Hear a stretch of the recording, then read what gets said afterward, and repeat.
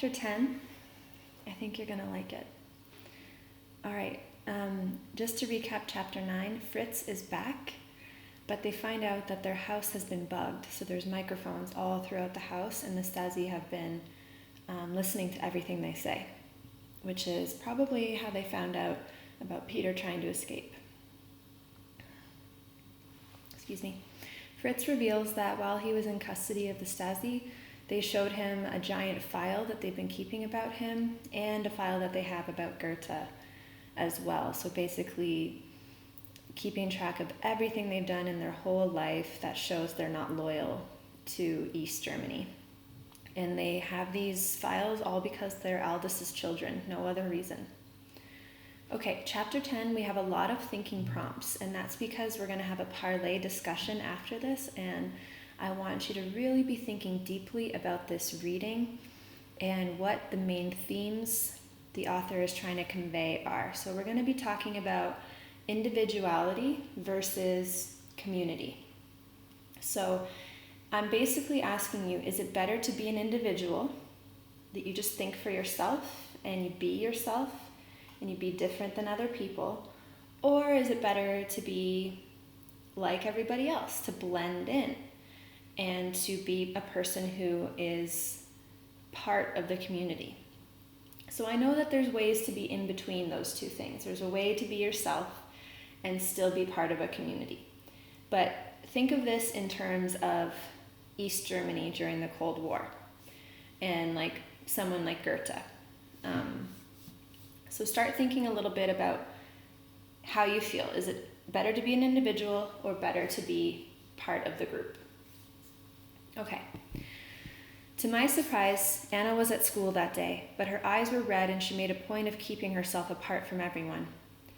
I tried to talk with her at lunch, but she asked me to go away. When I looked back, she was crying again. Inside, I felt just as awful, but for more reasons than I could count. It broke my heart to look at Anna, and I know how she must be collapsing inside.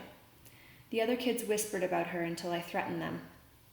So that means like she threatened them, like she is saying like, I'm going to hurt you, or I'm going to, do something to you. Even if it cost me a detention to protect her, I would follow through on my threats if necessary. Besides, what did I care? The Stasi already had a file on me. What did it matter if disorderly conduct in school was added to the list of my supposed crimes? So disorderly conduct is a way of saying like, not doing the right thing, disrupting other people and stuff like that. Other than the threats to Anna's gossipers, I spent every free minute of that day reviewing details of my life that might somehow qualify for a file. What had I done? Every time we walked home, my eyes did inevitably wander to the wall in the west. So inevitably meaning like something that's certain to happen. Like, of course it would happen. You can't avoid it. You can't stop it. The Grenzer had used his rifle to warn me of the consequences for that. But was it a crime to see what the rest of East Berlin so effectively ignored? I was a member of the pioneers, but not an enthusiastic one. I wore the uniform when it was required, but mine was never as crisp or smooth as the other kids, nor did I want it to be. That was it then, wrinkled clothes, my secret rebellion. Then at night, when we listened to the Beatles music, Fritz spoke of his frustrations with our lives, and I always joined in. Remember, when they were doing that, the Stasi could hear what they were saying the whole time. Often it was just jokes about the daily inconveniences of living in such a closed-off world, and the way the government paraded its few successes around like a fine art hung in a crumbling room. Sometimes we weren't joking, though. Sometimes we genuinely resented the life we were forced into. I could admit that. But was it a crime to feel that way? Everyone complained now and then. Surely I had done nothing all that wrong. In fact, the only crime I could be sure of having committed was having been born the daughter of Aldous Lowe. If Papa had once created trouble for the government, then apparently that was enough to convict me as well. For my file proved there had been a trial of my loyalty to the GDR, and at 12 years old, I was already found guilty. So I don't know about you, but I'm thinking like at this point, Goethe's kind of like, she's almost giving up. She's almost thinking like, why would I try? They already have this file on me. They already think I'm guilty. They already think I'm not loyal. So what's the point? After school, Anna left so quickly that I wondered if she had somehow snuck out early. So I gathered my books and coat and flew out the door behind her. And I highlighted this because it made me wonder, maybe there's a particular reason that Anna is avoiding Goethe. Is she just grieving or sad, or is she avoiding her on purpose? Because if you were going through such a hard time, wouldn't you want your best friend? I caught up to her as she hurried along the sidewalk, marching from home as if the devil were at her back, with her head down and her shoulders slumped over. Even from here, I felt the pain she was experiencing, as real as if I could touch it. Seeing her ache made me hurt too. I couldn't help but think of what I'd be going through if Fritz had not returned home last night either. There's Goethe's empathy again. You can see her empathetic side all throughout this book. I'm so sorry, Anna, I said. Don't you dare apologize. She swerved on me with a rage I'd never seen before in her. Her eyes blazed and her mouth was curled in an ugly snarl. Your family knew what Peter was going to do. Why didn't you stop him? Why didn't you tell me? I stepped back, caught off guard by her words. He'd already left when I found out, I stammered. And he didn't want you to know because he didn't want you to be in trouble afterward. Well, we are. And you could have at least warned us, she said. My parents told us to stay away from you and your family. They know how you are. But Peter and I always insisted you were good people, that you didn't cause problems like your father did. We were wrong. You're just as bad as he was. Don't speak about my father, I snapped. If Peter tried to leave, that was his doing and no one else's. My father had nothing to do with that, and neither did anyone else in my family. She stiffened as if I had slapped her. They told us people would lie about their involvement to save themselves. Peter broke the law when he left, Goethe, just as your father did when he left. You ought to be ashamed of him, just as I have to be ashamed of Peter now. So I think at this point you can see where Anna and Goethe are on different sides of the individuality or community debate. Because obviously, Anna, even though she's sad, she still thinks that her brother did something wrong or broke the law.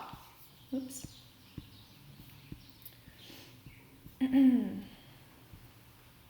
My father loves Germany and he hates what's happened to us. I'm not ashamed to feel the same way. Why are you listening to the Stasi? I have to. Tears filled her eyes. They could take my parents away for this, Goethe. Throw them in prison or worse. Then what would happen to me? I wanted to hug her and take the pain away, but I only stood there feeling useless yet again. No, the state hadn't taken my father, but they were certainly the reason he couldn't come home. At least I still had my mother. No matter what, I would always help you, I said. The state can't take our friendship away. Yes, they can. Anna bit her lip a moment before she continued. To stay out of prison, we must prove our loyalty. And your family is, well, your family, your father anyway. Goethe, we can't be friends anymore. Why do you think loyalty is so important to this government? And then it becomes so important to the citizens like Anna. I mean, loyalty is now more important to her than being friends with Goethe. And I'm wondering, do you think if you were in a situation like Goethe, would you try to be an individual, like different from everybody else? Or would you just try to be part of the group? To blend in, be the same as everyone else? What would you do? And she ran off down the street on a road that led the long way to her home. That's how eager she was to get away from me. I felt like a disease. Just as my father had infected me, I could now infect others. But with what? Courage to speak out? Act? To think and question and believe what I wanted to believe? Somehow I lived in a world where these were bad things. A little way farther down the road, I happened to look up to the platform in the west. And although he had not been there that morning, my father was there now.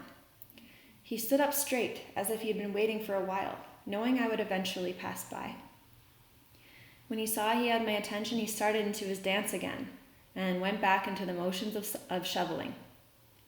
I turned away from him, down another street, on a road that was the long way to my home too, away from the disease. Okay, so now Goethe's seeing the consequences of like she said, acting out, having courage, thinking what she wants, believing what she wants.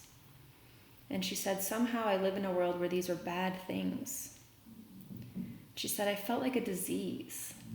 What do you think she meant by that she feels like a disease? She's not a disease, but what's the thing that she's somehow spreading to other people? Why don't other people want to be around her? And then I want you to think about, what has changed for Goethe? Like, this was a big change in this chapter. She turned away from her father. Last time she saw him, she was so excited, and she couldn't stop thinking about his little digging secret message. But this time, she walked away. What's changed for her? Okay, in our parlay discussion, we're going to be thinking about, is it better to be yourself in society or to blend in with the group? And if you want to listen to this chapter again to get some evidence for your discussion, that would be a great idea. Okay, see you later.